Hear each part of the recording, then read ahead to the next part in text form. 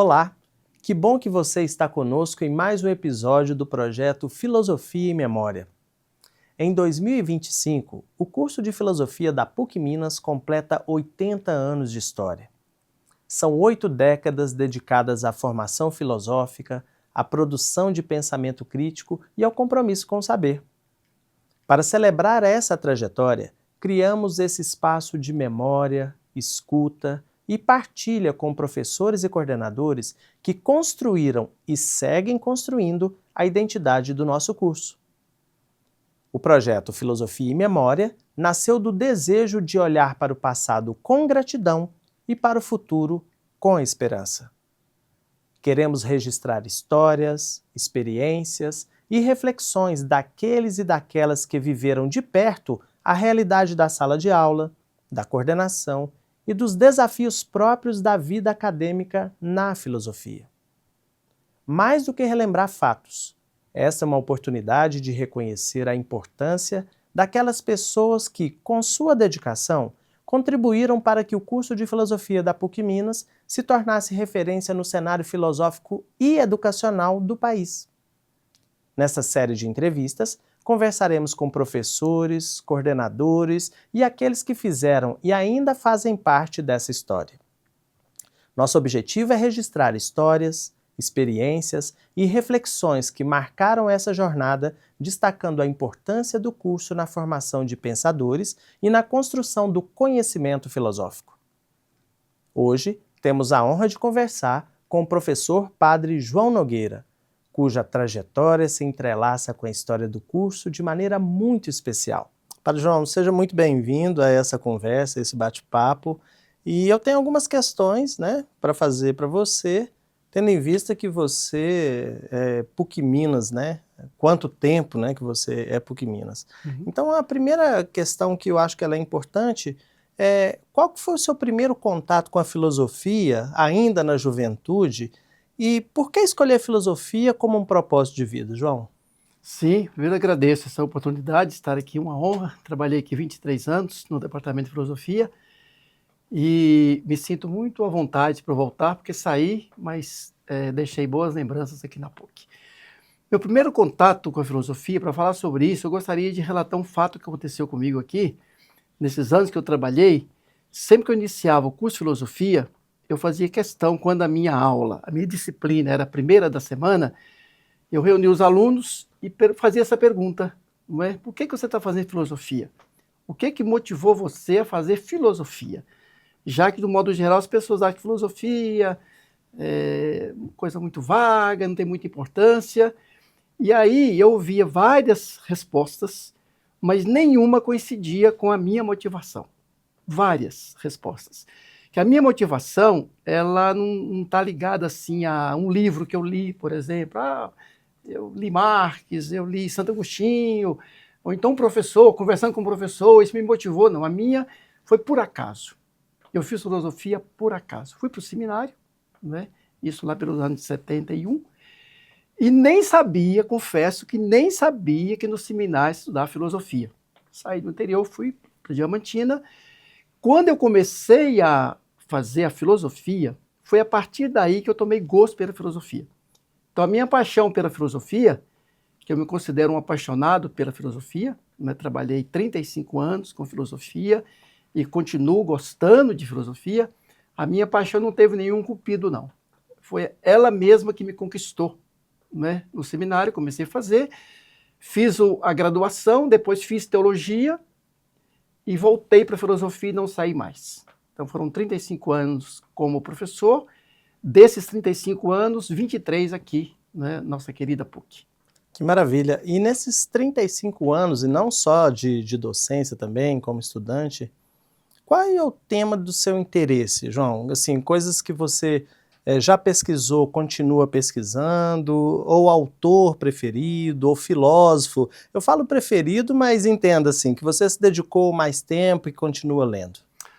Boa pergunta, porque quando eu fazia a graduação em filosofia, já naquele tempo, a questão humana, a antropologia, me atraiu. E naquela época não havia disciplina antropologia filosófica, não havia. Havia psicologia filosófica, Naquele tempo a nomenclatura era outra, isso ano de 76, então não havia a nomenclatura antropologia. Nós tínhamos no curso de filosofia duas psicologias, a psicologia científica e a psicologia filosófica, que depois passou a ser antropologia. Depois a própria psicologia não aceitou mais essa nomenclatura. Por que psicologia científica? É psicologia. Então essa ficou o nome, e a nossa filosófica passou a ser antropologia. Então, desde essa época, a antropologia me chamou a atenção, me cativou, e depois eu fiz um mestrado em antropologia filosófica, e tem até um livro que eu estou do Javier Zubiri, em quem eu me inspirei para o meu mestrado, gostei do tema. 5 anos depois, eu fiz o doutorado também em antropologia filosófica. E dentro da antropologia, o tema ética que eu dei sempre mais importância ao tema ética, ligado à questão das ações humanas. Então foi sempre filosofia, mas dentro da filosofia, a antropologia foi sempre o tema que atraiu mais a minha atenção e me deu mais prazer de trabalhar a filosofia. Claro que a metafísica é muito importante, a história da filosofia é muito importante, mas o tema da antropologia foi um tema que, de fato, me conquistou. Quando você chegou no curso de filosofia, como primeiro dia dando aula no curso de filosofia, como que você se sentiu, João? Porque teve algum fato marcante, desde a primeira aula sua no curso de filosofia? O que você me diz desse momento? Eu teria que colocar 2 momentos, porque um aconteceu em 85, quando eu dei a primeira aula de filosofia em Diamantina, logo que eu me ordenei em 84, deixei a teologia, aí fui para a filosofia. Então foi uma sensação de um pouco assim de insegurança, porque eu estava recém-formado, né? Então em 85 comecei somente com lógica, né? Comecei com lógica, aí depois passei para metafísica, isso em 85. Foi um primeiro momento, né, de insegurança, porque não estava nos meus planos ser professor. Como eu disse anteriormente, não estava nos meus planos fazer filosofia, eu nem sabia que no seminário se estudava filosofia, não foi por acaso. Com professor, menos ainda, não esperava ser professor de filosofia. Depois que eu vim aqui para a PUC, em 97, aí houve um outro momento, que também surpresa, jamais passava pela minha cabeça dar aulas de filosofia na universidade. Aí eu já tinha o mestrado, vim para cá, e aí aconteceu até um fato curioso, que eu acho que eu poderia relatar aqui, de um contraste entre as turmas, as primeiras que eu trabalhei aqui em 97, no segundo semestre, que também me marcou muito. Eu comecei com a pedagogia, aqui no prédio 6, né? E nessa época a pedagogia, a grande maioria era de mulheres. Então era uma turma de 58 mulheres aqui na pedagogia. Na mesma noite, eu trabalhava na engenharia mecânica, no prédio 3, onde era 40 homens, não tinha uma mulher sequer naquela época, né, em 97, na engenharia mecânica. Então eu trabalhava na mesma noite, minhas primeiras turmas na PUC. Você imagina chegando, né, vindo de Diamantina, sem planos de trabalhar em universidade, né, caí aqui. E aí, nesse contraste dessas duas turmas, então saía de uma turma de 40 homens e vinha para uma turma de 58 mulheres. Então isso me marcou muito, não é? Aí depois eu me engrenei, em 98 eu assumi as aulas no Instituto de Filosofia. Na época a filosofia não era no prédio 4, era no prédio 25, e era só para homens, só seminaristas, não tinha outras pessoas que estudavam. Aí de lá eu me engrenei, e depois passei a trabalhar também aqui no curso de filosofia, aqui do prédio 4. Depois até não podemos conversar um pouquinho sobre essa transição, que eu acho que foi um avanço muito grande do curso de filosofia, deixando de ser só para seminarista e passando para ser outras pessoas. Vamos dizer que é leigos, porque seminarista também é leigo, não é? Mas é de outras pessoas que não estavam se preparando para o sacerdócio. Então, esse contraste me marcou muito, mas eu acho que marcou positivamente. Aí, depois do desafio dessas duas turmas contrastantes, que eu assumi, mecânica e a pedagogia, depois disso me engrenei e continuei meu tempo na PUC com muita alegria. Você deu muito tempo de aula, né? E a gente sabe que a sala de aula ela é cercada de desafios. Na sua opinião, né, os desafios que você enfrentava, né, vamos colocar um marco aqui, há 20 anos atrás, você acha que esses desafios, de alguma maneira, eles mudaram? Ou, na sua visão, são os mesmos desafios, porém a forma de lidar com esses desafios é que mudou? Uma avaliação sua, assim, né? Do tanto tempo, 35 anos de docência, né, que nós temos hoje um cenário um pouco diferente, né? Uhum. Como que você enxerga a educação na sala de aula, né? Esse contato de professor e aluno na sala de aula? Esse tema é interessante porque os desafios, eles sempre existem, né? Cada época tem os seus, né? E nós somos levados, às vezes, a pensar que a nossa época é mais difícil que o passado, e, na verdade, cada época tem seus desafios. Um deles que eu tenho assim, bem presente é a questão da própria tecnologia, né? O avanço da tecnologia. Naquele tempo não se falava em inteligência artificial. A IA não se falava.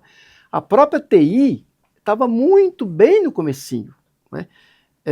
Por exemplo, o celular, quando eu comecei a trabalhar na docência, isso em 85, não se falava em celular, né? Não havia, né? Então você trabalhava o livro, né? Normalmente ali o manual, algum texto, e o aluno não havia celular, não é?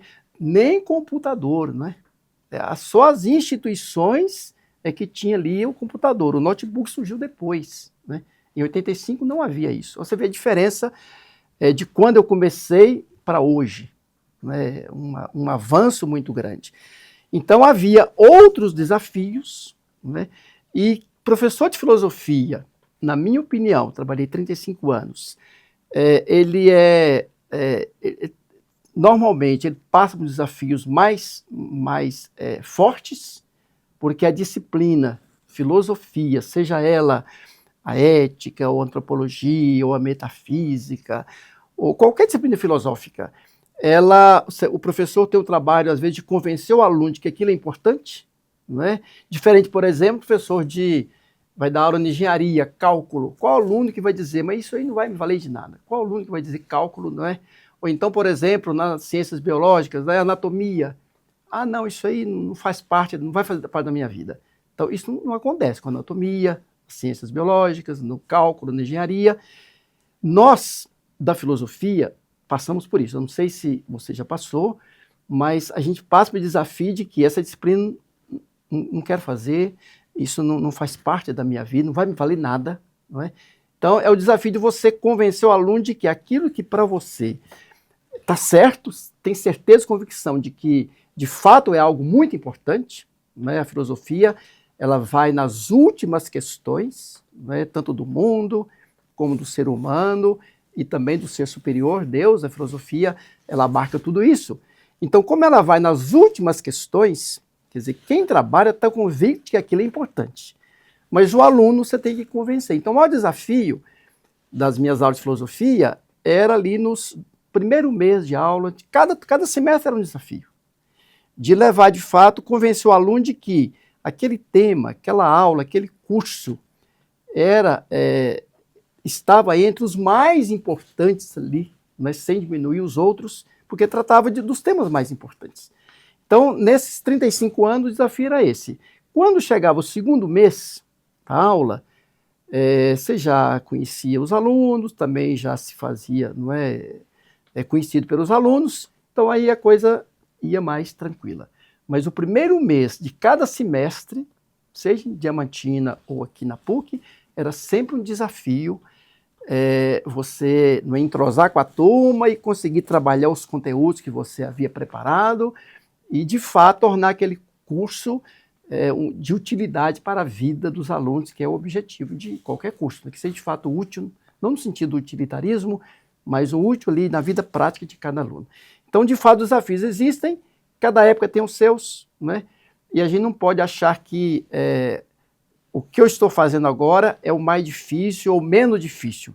É enfrentar, né? E procurar trabalhar com gosto, de fato se entregar ao trabalho. Quando você faz isso, a coisa vai se deslanchando e as dificuldades vão ficando para trás. Viu? Padre João, você foi coordenador do curso de filosofia aqui na PUC, Sim. né? Por um bom tempo, Sim, inclusive. Sim. E fale um pouco dessa experiência que você teve como coordenador coordenador do curso, né? E fazendo mais ou menos uma leitura, né, da época que você foi coordenador e hoje, né, tanto que os progressos que o curso teve, que você também participou, né, e contribuiu muito para que o curso e o departamento esteja do tamanho que está, né, que é um dos maiores departamentos da universidade. Um pouco disso, como que foi a sua experiência como coordenador e você enxergando hoje, né, que nós estamos comemorando 80 anos, né, da filosofia na universidade, como que você enxerga hoje? Ou seja, como era, né, na sua época, como você enxerga também todas essas evoluções, né, nos dias de hoje? Então, cheguei na PUC, cheguei como professor só. Daí, há 2 anos, eu recebi o cargo de coordenador da filosofia 1 e 2. Na época, era essa a nomenclatura, filosofia 1 e 2 pela PUC afora. Depois, já considero uma evolução, isso é um tema também importante, né? O que eu percebo que houve de melhora nesses 80 anos. Uma das coisas que eu considero de fato um progresso no departamento de filosofia aqui da PUC foi essa transição da filosofia 1 e 2, mudou-se o nome, passou a ser Razão, Modernidade, a antiga filosofia 1, e Antropologia e Ética, filosofia 2. Então, essa mudança, de fato, ela é muito significativa. Então, eu comecei então a coordenar essas disciplinas. No início, filosofia 1 e 2, e depois Razão e Modernidade. Coordenando essas disciplinas, o Márcio Paiva, que era, na época, coordenador, depois ele passou para diretor do Instituto do ICH, ele me indicou para que eu fosse o candidato a coordenador de curso. É outra função que não passava pela minha cabeça, né, jamais passou, mas nas circunstâncias ali, eu não quis dizer não ao Márcio, que era o diretor do Instituto, aceitei. Aí passei, mas aí houve uma dificuldade. Eu não terminei o meu mandato. Não tenho vergonha de falar isso. Fiquei 2 anos só. Na época, o reitor era o professor Eustáquio. Aquela transição do Padre Magela, antes do Dom Mol. Aí teve um período curtinho do professor Eustáquio. Foi na época que eu coordenei o curso de filosofia, à noite. Ainda não havia a junção dos dois. Um era pela manhã, o curso para os seminaristas, e nós tínhamos o curso à noite e o departamento de filosofia. Então, fiquei 2 anos só. Eu pedi para sair, por causa das dificuldades da administração. Né? Como professor, estava indo tudo bem, eu estava muito feliz, mas quando passei a coordenar o departamento, aí eu acumulei as 2 funções. Eu fiquei responsável pelas disciplinas e coordenando. Então, fiquei 2 anos só, pedi para sair. Na época, o reitor aceitou o meu pedido, e aí veio outro coordenador. Então, eu deixei com 2 anos, também não me arrependo de ter feito o pedido, e continuei coordenando as disciplinas que ainda era filosofia 1 e 2, e depois passaram a ser Razão, Modernidade, Antropologia e Ética. Fui nessa função praticamente até o final do meu tempo aqui na PUC. Então, como coordenador, o que me fez pedir a saída foi a questão administrativa. Tomava muito meu tempo, não é? Também ali a questão do plano de ensino de cada aluno, não é? Tinha que acompanhar aquilo tudo ali. Aí eu achei por bem continuar como professor, né? Estava feliz com as minhas aulas e como coordenador, então, fiquei só apenas 2 anos. Foi uma experiência rápida e aí eu continuei só como professor. Você citou que a disciplina Filosofia 1 e 2, ela muda para outros nomes, né? Que é Filosofia, Razão e Modernidade e Filosofia, Antropologia e Ética.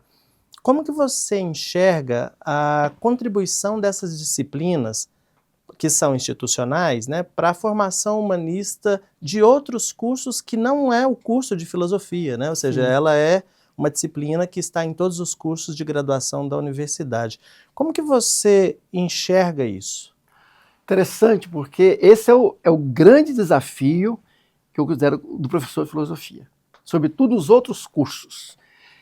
Dar aula no curso de filosofia é uma coisa, porque ali ou é alguém que está querendo fazer teologia, não é o seminarista, sabe que é obrigatório fazer filosofia, ele está ali como um trampolim, ele quer teologia, mas tem que fazer filosofia, ou então, uma coisa interessante, é o aluno que vem, é aquela curiosidade que eu falava no início, por que você está aqui fazendo filosofia? É um aluno que vem para fazer no mundo de hoje filosofia. Então é uma coisa, se dá aula no curso de filosofia. Agora, enfrentar aí as turmas de outros cursos que você está dizendo aí é um grande desafio.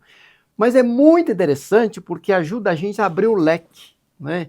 Você pegar, por exemplo, filosofia e trabalhar no jornalismo, ou trabalhar, por exemplo, no direito, ou nas engenharias, não é?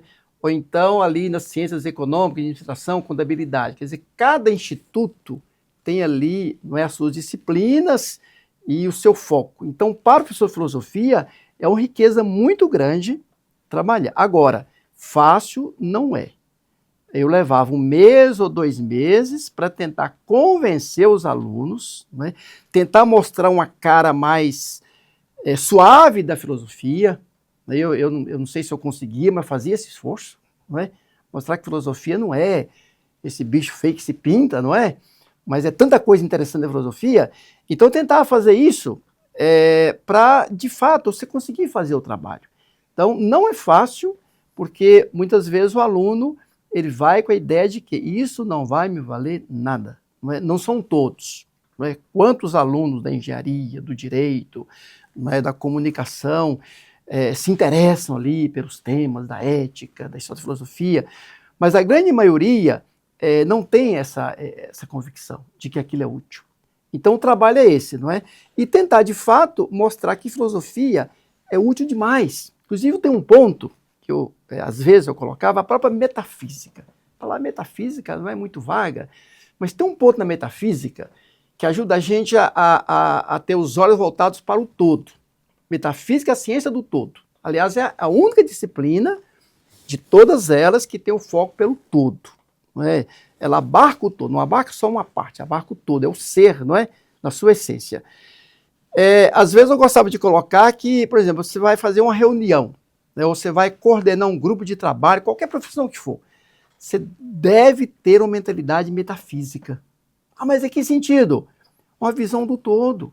Tentar evitar que se formem grupinhos, não é?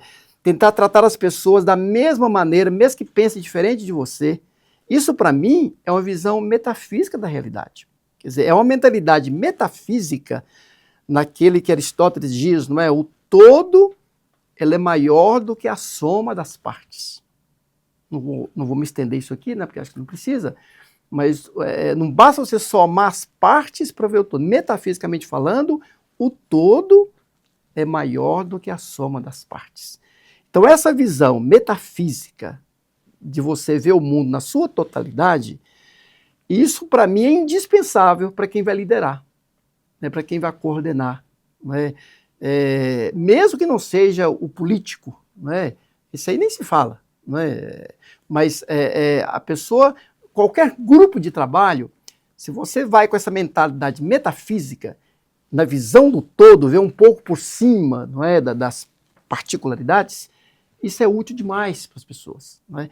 Não só útil, é indispensável para o engenheiro, para o médico, né, para o advogado, etc., não é, para o jurista, ter essa visão do todo. É uma questão metafísica. Então, até a metafísica se torna uma coisa prática no dia a dia das diversas profissões.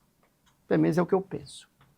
Eu vi que você trouxe aqui a encíclica Fé e Razão, e para a gente encerrar esse momento, eu gostaria de pedir a você uma mensagem para nós, professores e os estudantes, né? da filosofia, da importância da filosofia, a filosofia nos currículos, né? A filosofia na pesquisa, na extensão, no ensino, uma mensagem que a gente pudesse guardar, celebrando esses 80 anos, né? Do padre João Nogueira, que é uma das grandes referências para nós, né, no departamento até hoje. Nossa, obrigado por você ter feito essa pergunta, porque eu trouxe, de fato, esse livro, uma encíclica da Fides et Ratio.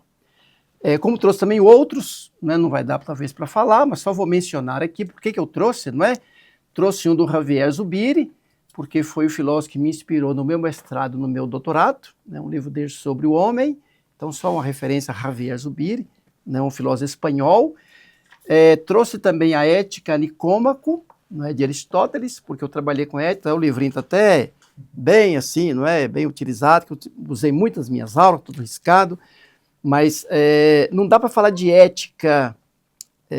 Falar ética filosófica é quase como um pleonasmo, né? Porque ética é da filosofia. Mas vamos usar, não é, na linguagem mais popular, não dá para falar de ética filosófica sem uma referência à Ética Nicômaco, né, que é um livro básico para nós. Então não vou também entrar em detalhes, mas eu trouxe também.